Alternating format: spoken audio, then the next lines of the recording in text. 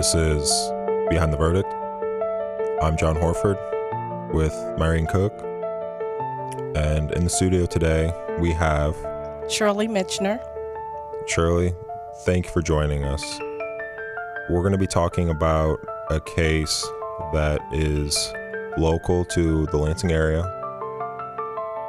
And Grand Ledge. And to Grand Ledge. We're going to be talking about Brandon Mitchner.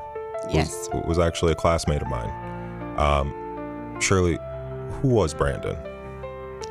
Brandon James Mitchner. He was short.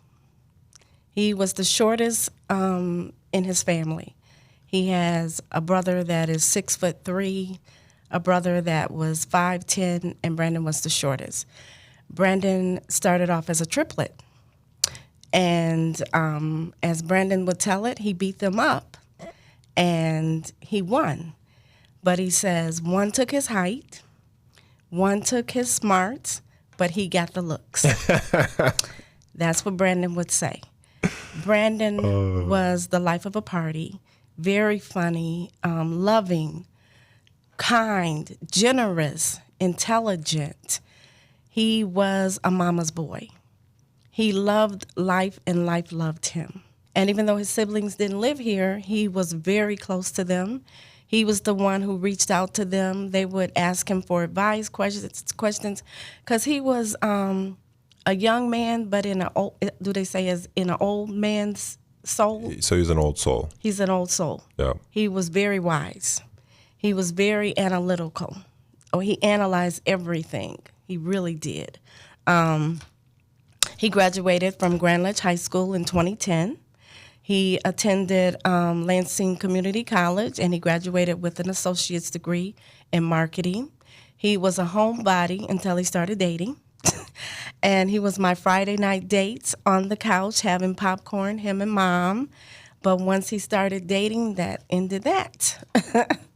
But he was no child is perfect. No one is perfect but God.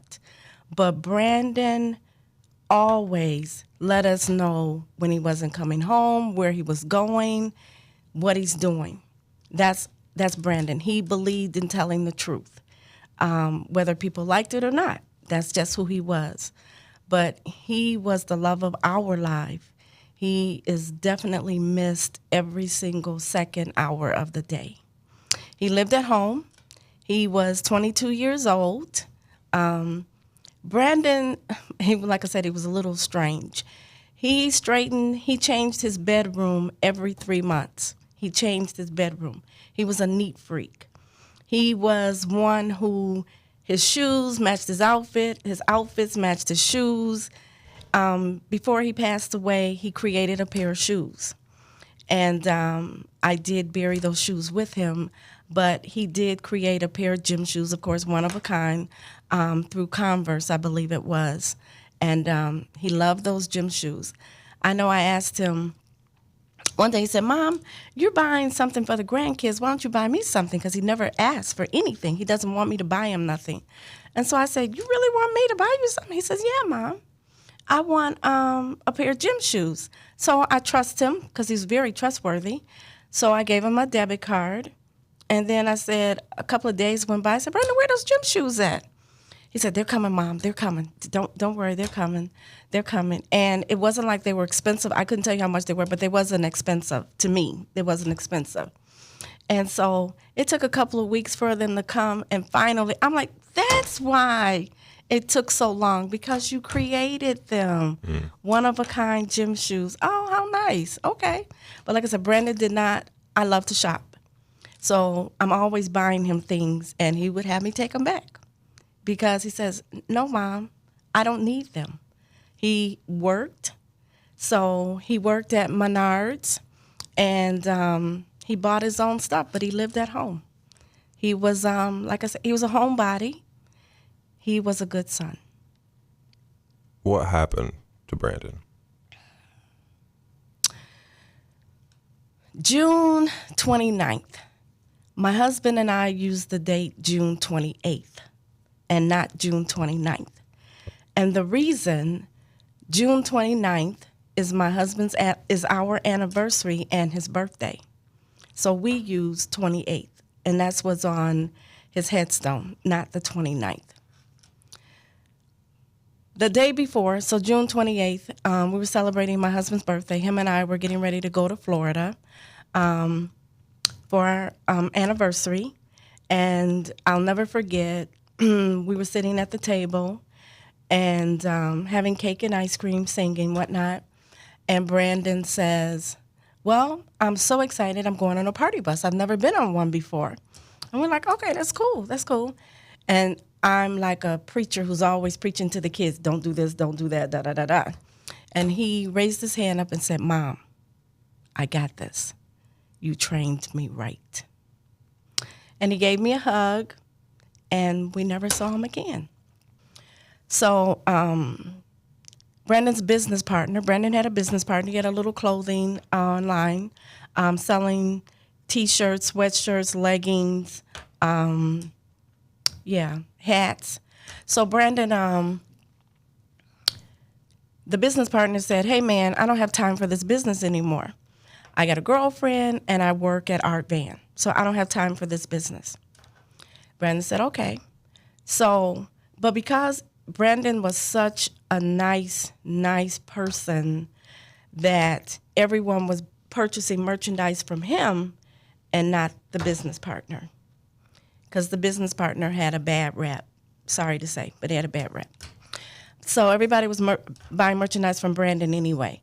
So Brandon was selling, it wasn't like they were selling thousands and thousands. They had just started the business maybe a year. So Brandon, so the business partner contacted Brandon and said, hey, I want some of that money. And Brandon said, no, you're not doing anything. And the business partner would come over to the house, would call him, text him, whatever, and Brandon never gave him any money, okay? And Brandon was supposed to be telling him that night that he wanted to cut ties totally and take his name off of the business. And him and another young man were going to go into the business together.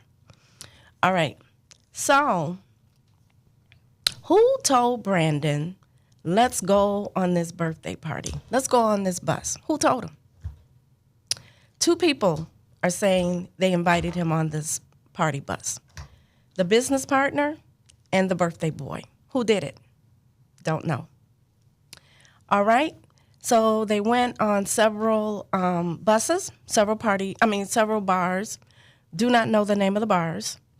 At one particular bar, Brandon texted his girlfriend. She lived in Kalamazoo, and said, two of these guys keep giving me shots. They keep giving me shots of liquor. I don't know them, but they keep giving me these shots. Something's wrong with that picture, because Brandon was taught you don't take something from anyone.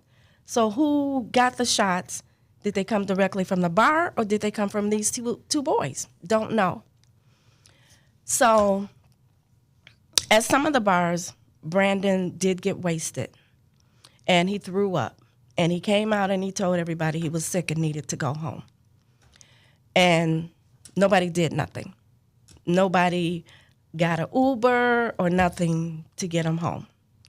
So they ended up back at the bar where they picked up the party bus, and they all got in a circle, saying, hey, what you getting ready to do next, man? What you getting ready to do next? And so they were deciding what they were getting ready to do next. So as you and I are facing each other, Brandon threw up in front of you. And he said, man, I'm sick. I got to go home. So Brandon's reaching in his pocket for his keys, and his car's right behind you. So Brandon's alcohol level was 0.22. So he was definitely wasted. So Brandon looked, I don't think, it was 11:30 at night, and I don't think he knew that was his car. It was dark. It was dark. And so the young man turned Brandon to go the opposite way of his car. And the business partner says, hey, to the other person, I'm going to make sure he gets home. I'm going to follow him and make sure he gets home. Now, Brandon lives in Delta Township. This happened right down the street off of Allegan and South Washington Street. So that's nowhere near Brandon's house. And plus, Brandon's car was here. So why are you following him? Why didn't you say, hey, man, we're going the wrong way? You know, this isn't your home. Let me call you Uber. Let me call you something. And no, the business partner was not, to my knowledge, no one was as wasted as Brandon. And I say this because everyone else made it to another party or they went home. And I know that factual. So there's a video out there that shows the business partner and Brandon, and you clearly see the business partner has a phone in his hand. Is he videotaping Brandon? Is he talking to somebody? We have no records of what he's doing, none whatsoever. Okay, so they make it to a street across from Saddleback Restaurant, and the video shows two boys, and then it only shows one. So what happened to Brandon? The business partner says he heard a thump, and he looked, and he saw Brandon, and he said, both of us aren't going to be dead, and he walked away. Now, there's a river in the middle. There's a small apartment, maybe 6 apartments inside, and then there's a house. How come he didn't scream, yell, or even call 911? He did none of those. So from the video, he went to a gas station, said he was looking for a phone or somebody to help him. He had a cell phone in his hand. So why didn't you call 911? Well, one of the lies is he couldn't see. He didn't have his glasses on. Okay, but wait a minute. You just told the police that you looked at Brandon and said both of us aren't going to be dead, so you left. So supposedly he called the boys down the street where he had left from the party bus, and they claimed they didn't know where he was at, but it was right down the street. But they're saying, we don't know where you're at, man. We don't know. Supposedly he called an Uber, and he went to another party at an apartment building, and they continued to party. And one of Brandon's friends said when the business partner walked in there, everything was cool. But he never once said, Brandon's missing. I don't know where he's at. Or I heard a thump. We need to go back and see if we can find him. He never said that. So he just continued to party, and the other boy never knew that Brandon was missing because the business partner never said anything. So my husband and I were in Florida, so we didn't know any of this. And it took years, honestly. It took years for me to do some of my own investigating, talking to people, and learning exactly what happened. So Brandon's girlfriend, that Sunday, Brandon was supposed to be going to Kalamazoo to spend time with his girlfriend, but he never made it. So his girlfriend had been calling him, and she never heard from him. So there's another young lady that Brandon said, if something happens, contact this person. So this other young lady called this other young lady and said, hey, Brandon didn't come visit me. What's going on? So this other young lady, and I'm not giving names, so that's why I'm saying young lady. This other young lady contacted the business partner and asked, where's Brandon at? You were the last one with him. The business partner said, I don't know what you're talking about. I don't know anything. I don't know what you're talking about. I'm not his, as he always puts it, I'm not his babysitter. So that female eventually convinced him to put something on Facebook saying that Brandon was missing. Now, he never called the police. He never called 911, the hospitals, or nothing. So when did he make that statement to the police that we're not both going to end up dead? It should be in a police report. But when did he make that statement? Because you're saying he didn't talk to the police. No, eventually. Initially. Yeah, so this was later on. Yes, this was later on. And the way it happened was one of my daughters found out that her brother was missing. So she immediately contacted the police. And I don't know all of how that got, but somehow the police got in touch with those boys, because it was more than one, got in touch with the boys, and they did interview them. And that's how more of the story came out. The police said to the business partner, "Where exactly did you leave him at?" And he told them a lie. So the police contacted him again and said, "Now we know you know where you left him at. Now where you leave him at?" Where did he say he left him at initially? It's still in the vicinity, but it's not the exact spot. Right. Could It's not. Could he have been mistaken just because he was so intoxicated? No, because this was the next day. But could he be, because he was intoxicated at the time, could he have not remembered exactly where they were the night before? Like, it's night, they're drinking, you're not I don't exactly think sure. so. And the Okay. reason I don't think so, because it's at the end of it's the only dead end street where there is, all the other streets have guardrails. This is the only street that did not have a guardrail, because the city of Lansing did some work on the river and they took the guardrail down and never put it back up. And that's the only street that has an apartment and a house. So I don't think he could mistake that. Okay, so he had the conversation with the police, he lied initially, and then he told the truth the second time. Right. They had him come back, and so, but he still didn't actually find him, but he told them this is the area. And my daughter found his hat and a shoe. And it's like a small cliff. It's not high up, but it is a cliff. And if you fall off that cliff, you're going to have scars. You might break some bones. Your clothes should be torn or dirty, because you're going to fall and hit rocks and bushes, trees, before you actually make it in the water. So eventually, something told me to contact Sparrow forensic pathologists and ask them a question. So I contacted Sparrow, the pathologist department, and I gave them the scenario of, what if you were on a small cliff and you fell? What should be wrong with your body? And the young lady told me, you might have a broken neck, a broken arm, scratches, your clothes should be torn, but something should be wrong, dirty something. I said, do me a favor, I'm Shirley Mitchner, and Brandon James Mitchner is my son. Can you please pull his file? So she pulled his file, and she said, Mrs. Mitchner, there was nothing wrong with Brandon's body. He only had water in the lungs.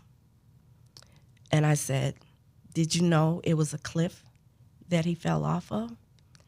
She said, no. The police never told us that. The police only said a young African-American man had been drinking and fell in the river. End of story. She was going to contact the chief of police and talk to him, and I never heard back from her.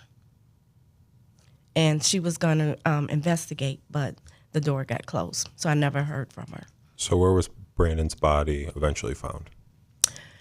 It ended up floating down the street at GMC plant. It got hooked on a tree, I was told by my daughter. And if it hadn't got his clothing or his body hadn't got hooked on a tree, they might have never found him. But it got hooked on a tree by GMC, General Motors, right down on coming off the freeway, right over here. I don't know the street. But that's how, and part of his face was eaten off because the funeral home told me that he had been in the water too long and it was warm. And so the insects and bugs, and they never let me saw him because they said it was too bad.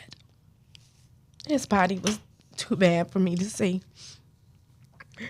So the day before the funeral, my sister-in-law told me I needed to go to the funeral home. And he was wrapped up like a mummy.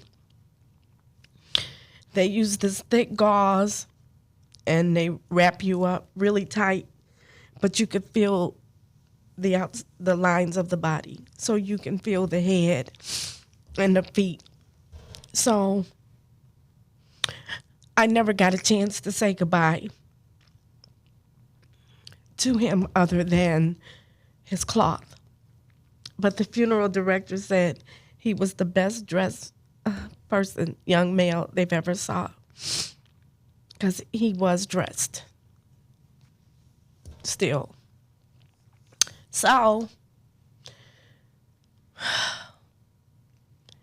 Brandon ended up drowning in the Lansing Grand River off of South Washington Street across from Saddleback Restaurant.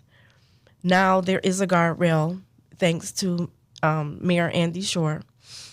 There's a guardrail and there is a sign that says danger there because nothing was there. So now you can't fall into the river. So you believe that there was something more at play than him just being drunk and potentially, because like you said, there's no guardrail there. Mm-hmm. Is it possible that he was just walking and kept walking and didn't know that there was a ledge and just fell? If that was the case, then the forensic pathologist would have said he would have had marks on his body. So how did they assume it actually happened? How did he get into the water? Remember, the forensic pathologist won't talk to me anymore because they were going to do, she was going to talk to her boss and they were going to do some more research. But they never did, so they're not talking to me. So he likely did not fall. Correct. Off that cliff then? Correct. Okay. Correct. And I've spoken to 3 different chief of police. I've spoken to the mayor. I've spoken to two of the prosecutor's office, both chiefs. And they all came back and said that there's foul play. They all believe that there's foul play, but Mrs. Mitchner, we need you to investigate. We need you to give us the information. And once you give us information, we will follow through. That was a lie. So they just weren't able to come up with enough evidence to actually charge anyone. Correct. But I asked the prosecutor's office to do, it's called an investigatory subpoena, to issue that on all of the boys that were involved. And by issuing that, they will have commit perjury, they will have lied, and you will be able to take your case and give it to the grand jury and let them decide. Because based on their transcript and based on everything that I've told them, they've lied. Myrene has extensive experience as a prosecutor, so I would just like to hear your thoughts, Myrene, and maybe help to provide some clarification for why, the prosecutor's office couldn't pursue that process. First of all, Shirley, I'm very sorry for the loss of Brandon. He sounds like an amazing, amazing young man that any mom would be so proud of. Thank you. I saw your page on Facebook, Justice for Brandon, and there's so much love and thought put into that and to try to deal with all of this. As I was looking at your Facebook page, I also saw the video of Brandon walking with the business partner behind him slightly. Yes. I looked at that several times, and it does look like Brandon is very wobbly. Yes. It's not really a good word, but intoxicated. But kind of moving around quite a bit as he's walking, and the other guy doesn't seem to be having that issue.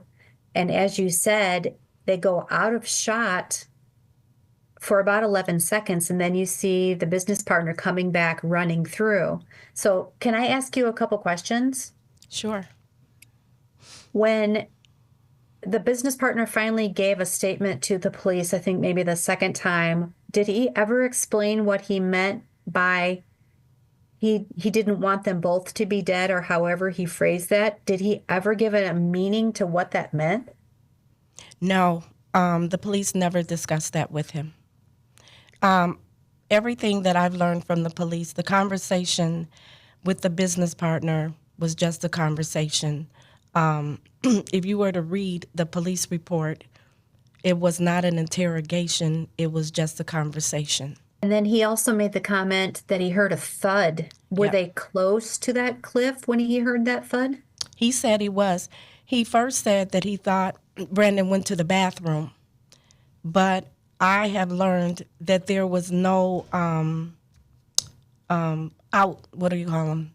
The toilets outside. Porta potty. Yeah, there was none there. They do have a beer fest, but the beer fest had been gone. And so he said he thought Brandon went there and went to the bathroom. Well, that wasn't true. Somehow, as you see the video, it doesn't show. Only thing you're going to see is two people, and then you only see one. So how did he know he heard a thud? And if he heard a thud, what did he hear? Was it water? What did you hear? He just said he heard a thud. And then, he thought Brandon fell in the river. Okay, but 1 minute you say, I thought Brandon went to the bathroom. Then you say, I heard a thud. What is it? What did you see? What did you hear? Did he ever explain, or did you ever get an explanation for why he seems to be? Because like Myrene says, if you watch the video, one, there's something a little, and maybe it's because I knew Brandon personally, but I feel like there's something a little chilling about it. It's strange that he comes back almost like running, jogging. I don't know how to Yes, explain he it. ran down to the gas station. But why? I met with the young man. I'll be honest. I met with him in August because this happened. Of this year? Oh, at the time? At the time. Oh, okay. I met with him because the police wasn't giving us any information. They wasn't talking. They wasn't telling us anything. I didn't know anything. And I wanted to hear from him about Brandon's last day. So I met with him. And the first thing out of his mouth to me was, I've got to move on with my life. What happened to Brandon is in the past. I've got to move on. He never once said he was sorry. He never apologized. Not that you did anything, but I'm so sorry. No. That it happened at all. Exactly. But none of the boys did that. Now, To this day. to this day. And none of the parents ever reached out to us. Not that you're admitting that your child did anything, but as a parent, and I know my child was with you, I'm still going to at least send you a card. I'm going to call you, come by your house. I'm going to do something. I'm so sorry for your loss. Absolutely. Flowers, a Nothing. casserole. Nope, nothing. Nobody never. From none of them. None of them. Wow. The police told me later the boys were going to get an attorney because they thought I was going to sue them. Now, I didn't even know anything back then. I didn't know anything in August, September. I didn't know anything that year. I'm learning. So why y'all think I'm going to sue you? So automatically that makes me think you must think you did something if you think I'm going to sue you. Now, they said the business partner had 11 seconds and he could not have been the person to throw Brandon in the river. But they said he could have been the person to set it up. So it's 11 seconds between them going out of frame and him coming back into frame by himself. Correct. So it happened within that 11 seconds. Yes. Brandon fell into the water or was thrown into the water or something Yes. within that 11 seconds. But it could not have been him just falling off that cliff. Like he was wobbly in the video. He was Yes. intoxicated, as you Yes. said. He did have a fairly high blood alcohol level. Yes. And there was no railing. No, I mean, he could have just kept walking and absolutely. just fell in. But if he did, why wasn't nothing wrong with his body? Why he didn't have any marks? Why didn't have any broken bones? Why wasn't he messed up? Well, part of his face was, you said that part of his face had But been that was due to the water, in bugs. in the bugs. Couple questions. Did police ever look at the business partner's cell phone records to see if it was like a setup and he had somebody waiting down there? Did he call anybody right beforehand? Anything like that? I only know there's a few messages on the phone in the police report, but one thing that's not there, the business partner said he took an Uber to the party. I have information that says he did not catch an Uber, that someone picked him up and there was two boys in the car. And when they all went to this apartment, they got out of that car. Now, sorry to say, but the young man who was at this party died of an ATV accident. But he sent me a message, a long paragraph, and I forwarded that to the police to let them know what he said, that couldn't have happened. He did not catch an Uber. And he gave names of who he came into the apartment with, but the police never spoke to those boys. Why did the police never follow up with? They didn't even go to the apartment. They don't even know nothing about the apartment. I told them. And this is LPD. Yeah. I gave them, because this young man gave me the information about whose apartment it was and who all came into the house together and who drove the business partner to this place. I gave that information, but they never looked into it. There's 25 questions that I sent the police department. I sent the mayor.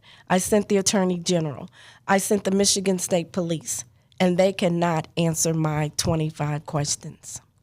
So they didn't even try to investigate, or they barely tried to investigate? Myrene, is this, in your experience, is this common? Well, generally you do need some information to go on. Obviously, you need probable cause to do more than that. Shirley, do you know if they ever offered a polygraph to the business partner? Not until I asked them to. I asked them, and they offered it. And of course, once you ask him, he's going to say no. And he said no. But aren't they very unreliable, Myrene? Polygraph tests? Polygraphs aren't admissible in court, but they can be very reliable to give an indication of whether or not the person is truthful or not truthful. Right. And more often than not, there is what's called a pre-polygraph interview. So it's just to get some base questions to see where you might fall if you're telling the truth. My name is this is how old I am, that kind of thing. Yes. So they have a base. And then they also do a post-interview. And it's in the pre and post-interview that we often find suspects confess to some degree. They give some detail that they hadn't shared before that indicates guilt. So that while a polygraph itself may not be admissible in court, that pre and post interview would be. So they can still be a very useful tool in trying to ascertain the truth of, what happened. Myrene, you've seen the video. Yes. Would that not be enough for police to at least start an investigation? They know that the young man died within, or was put in a position that eventually took his life within that 11 seconds. Why would that not be enough to start an investigation? I haven't read the entire police report. I've just looked at the video very, very briefly. But in looking at the video, you see them walking. Brandon's in front of the other young man. They go off screen, and then you don't see anything other than the one boy running back through. That doesn't give you the probable cause to say that a crime was committed. Is it concerning? Is it suspicious? Absolutely. Even though you know that that young man was put in a position during that 11 seconds that ultimately took his life? The hard part is we may know that, but we don't have the proof of that. Does that make sense? Like a lot of times I think it is very difficult, where I would love as a prosecutor to be able to have more of an investigation or to admit certain kinds of evidence. But you have to have probable cause to believe that a crime was committed and that particular person committed the crime. So it's very difficult or in that or circumstance. potentially that a crime wasn't even committed. Like, let's say it's the circumstance where he was just intoxicated and fell off the cliff, or went down another way, was into the water, drowned, and this individual knew that something strange had happened, or that he had fallen into the river at the very least. His reaction of running back is strange as well. And then you can do the autopsy and say, okay, well, the timestamp shows that at 12:13 a.m. Brandon goes out of frame, and it sometime between 12 and 3 a.m. he's been determined to have died. Does that not qualify? Well, a lot of times the autopsy reports don't give you an exact time of death or even a range of death. Okay, yep, sorry. Right? So that can be difficult, particularly because Brandon was in the water for some time. You can't necessarily articulate exactly when he died, even within this many hours or that many minutes. So that can be a struggle too, to try to prove that. I think a lot of times, unfortunately, TV shows and movies often portray that you can pinpoint a time of death to a very small time frame. And that's really hard to do, particularly in a drowning type case. No, that's good information to have. Surely they never were able to give a closer time of death other than just the date itself, were they? That's correct. Okay. With your extensive experience, Myrene, what would you recommend? Because Shirley, very clearly, and I've spoken to her, many times over the years, she's never going to give this up. Right. What would you recommend that she does to, essentially is there any way to get law enforcement's involvement back into this case? It sounds like she has done so much in making it known to media, in keeping it in everyone's mindset. But she's talked to the mayor, the attorney general, prosecutors, law enforcement. It's a very difficult situation. I can tell you from cases I've worked on, it's frustrating as a prosecutor and as an investigator when you believe you know what happened. Like in the Bowman case, we knew for decades Dennis Bowman murdered his daughter and buried her in the backyard, but we couldn't prove it. And so, without knowing more, without reading reports, without talking to the investigators and the prosecutors, they may have gut feelings too, just like Shirley does. The difficulty is you have to prove it under the law. Okay, so I have a question for you. There was, I think it's called Crime Junkie or Crime something on TV. And I think her name was Kelly. And she reached out to me. She wanted to come to Lansing. And she wanted to investigate the story because she did not believe what happened. So she needed the prosecutor, Carol Simon, and she needed John DeWayne, chief of police, to agree to her coming to Lansing because she would need to pull the reports and talk to people. Carol Simon said, as a prosecutor, we've already investigated this case over 100 hours. Now, as a prosecutor, she first told me prosecutors don't investigate. Okay? Prosecutors don't investigate. But then later you're saying she did it for over 100 hours. The chief of police says, yes, come, we want you to. Well, Kelly decided I can't do it because I didn't have 100% agreement. So she never came to Lansing to investigate. So they closed the door. All right? Next, a young lady from MSU. She's a professor, criminal justice. And she receives cold cases from Michigan State Police. She wanted to take her students and investigate the case because she couldn't believe it either. And so she wanted to take the story and investigate. Michigan State Police Cold Case Unit told her, there are older cases than this case. So no, you can't have this case. But she asked for this case because it's newer, it's fresh, and everyone's still alive. And all these other cases, most of them are deceased, but they wouldn't give it to her. Okay? What is it they wouldn't give her? They have to give you permission to investigate, and they give you everything that they have. Everything that they have, they give it to you. And they told her no, they wasn't providing her with any information, and no, she couldn't have the story. Or the case, I should say. Now, there was a prosecutor who reached out to me and said he wanted my case. He said, something's fishy here, Mrs. Mitchner, and I want your case. I am going to get an investigator and get everything that I had, get everything there is out there.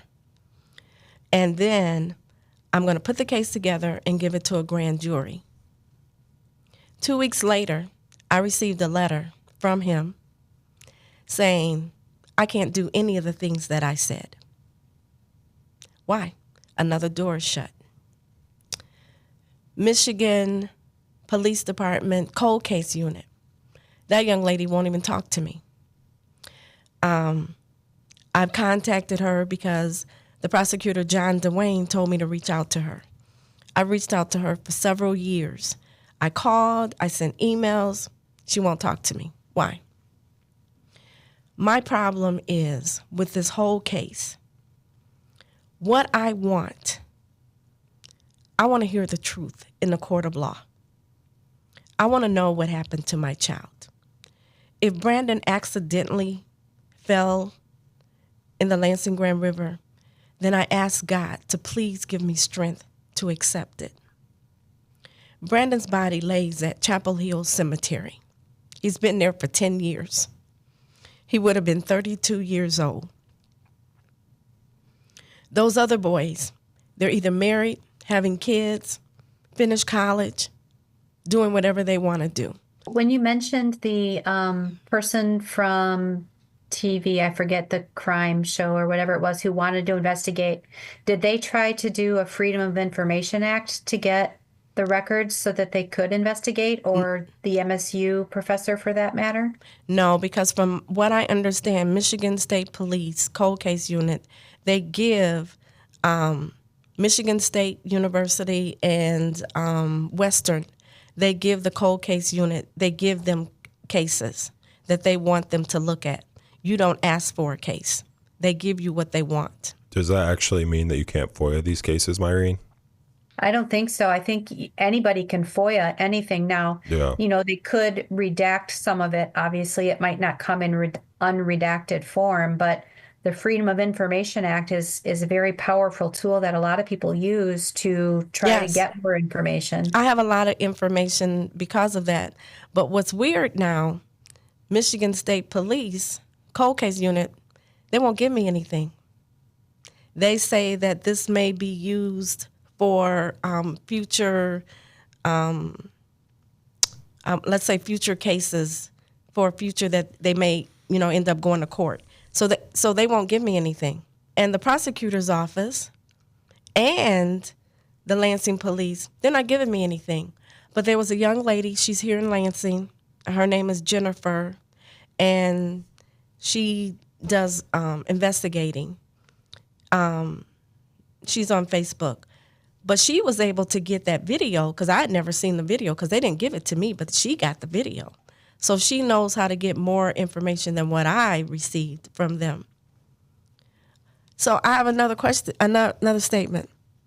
How come I hired a private investigator? And he came back and told me, yep, Mrs. Mitchner, your case, the police did not investigate your case. There are too many holes in the report. But last year, I reached out to Michigan State Police Cold Case Unit, the captain, and he says he's very sorry, blah, blah, blah, blah. So then he says, we even hired a private investigator to look into your case. And he said he couldn't find anything wrong. I said, if you don't mind, what was his name? He gave me his name. I said, are you kidding me? That is the exact same person I hired. So I reached out to that person. He won't talk to me. It's like every time I get a little inch, then the door shuts because I'm finding out something, but something else is wrong. I have spoken to retired police chiefs, retired police officers, and they all have said the case was not investigated. The Attorney General wrote me a letter and said, your case is very complex. You need an attorney to look into it.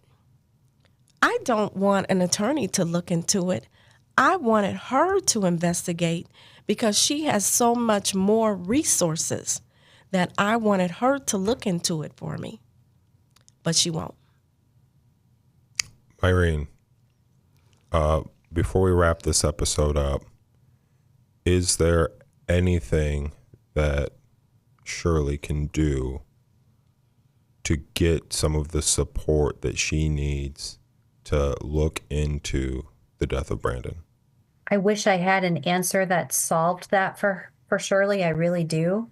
If I could, think of something more, I'm gonna keep looking at the Facebook page, and I'm gonna keep looking at some of the things to see if I can come up with anything else, and I can reach out. Shirley, I can reach out to you on there, right? Yes, you can also, another thing, Google, there are a lot of podcasts that people have done that I don't know them, that they've done. There's this one really good story, a guy from, I believe it's Ohio, a news guy, and he's got 2 episodes. And I've never watched any of the podcasts. I let my friends do it, and they come back and only tell me what they think I could handle. They don't tell me everything. What I want a attorney. I can't even get an attorney. I've checked with even Feiger. He said it's too difficult. He says my case is too difficult. It involves too much time, and there wasn't enough money for him. But all I want is an attorney to be my advocate, to get information, and to take my case to court. I want to hear from the boys what happened. Now, something I did forget. There was a young man that met me, my son, and my sister-in-law at Kroger's. And he told us what happened. Now, I'm telling you guys, some reason God didn't let me hear the story. I didn't hear it. But my son and my sister-in-law heard the whole story, and it was on tape. And we gave it to the police officer, Lansing Police Department. And this one detective gave the case to the prosecutor office, Carol Simon. What did they say happened? Or what did this individual say happened? The individual said that he felt he just could not live with himself anymore if he did not do something. So what he said was it was a setup.